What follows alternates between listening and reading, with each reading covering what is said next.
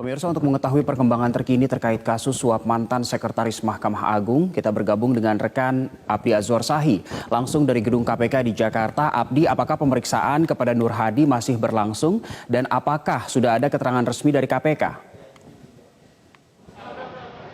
Ya, Dede, baru saja Nur Hadi beserta menantunya keluar dari gedung KPK pasca menjalani pemeriksaan selama kurang lebih hampir 8 jam lamanya. Tadi pemeriksaan dimulai sekitar pukul 7:15 waktu Indonesia Barat dan juga tadi sekitar pukul 14:30 waktu Indonesia Barat KPK juga menggelar konferensi pers di gedung KPK di kawasan Jakarta Selatan ini. Dalam keterangannya yang disampaikan langsung oleh Wakil Ketua KPK tadi disebutkan bahwa kronologis penangkapan yang dilakukan kepada dua orang tersangka ini pada hari Senin malam yang lalu ataupun hari Senin malam kemarin, di mana kronologisnya ini ditangkap di kediaman Nur Hadi yang berada di Bilangan, kawasan Jakarta Selatan. Tadi kami juga sempat menanyakan langsung apakah memang kehadiran dari istri Nur Hadi ini juga turut memberikan keterangan sebagai saksi atau seperti apa.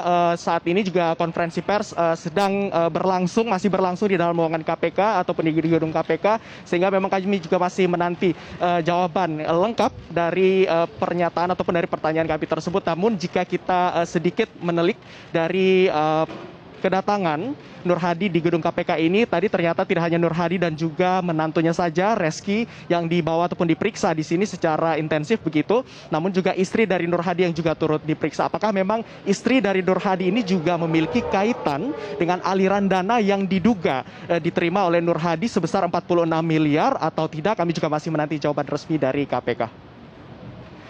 Dade.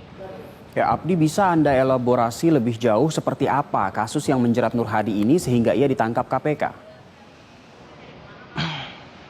Ya, Dade, kasus yang menjerat Nur Hadi ini selaku mantan Sekretaris Mahkamah Agung ini bermula dari operasi tangkap tangan atau OTT yang digelar oleh KPK pada 20 April 2016 yang lalu, yang dimana saat itu turut ditemukan adanya bukti uang ataupun suap sejumlah 50 juta rupiah yang juga menjerat pejabat pengadilan pada saat itu dia merupakan Edi Nasution dalam kasus ataupun perkara Dodi Arianto Supeno. Dari pengembangan dan juga pengumpulan fakta-fakta persidangan, kemudian dari bukti-bukti yang ditemukan dalam persidangan, kemudian ditemukan adanya kasus yang menjerat Nur Hadi ini. Kemudian Nur Hadi ini juga diduga menerima aliran dana dari penanganan perkara di Mahkamah Agung untuk periode 2011 hingga 2016 dengan total aliran dana mencapai 46 miliar rupiah yang diduga diterima oleh Nur Hadi melalui anak menantunya yaitu Reski Herbunianto.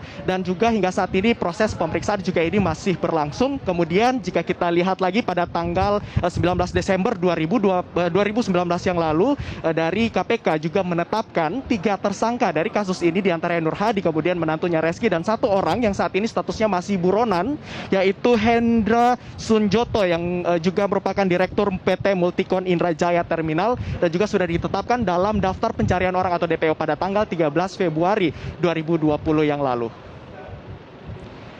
Dade. Abdi Azwar Sahi melaporkan dari gedung KPK di Jakarta.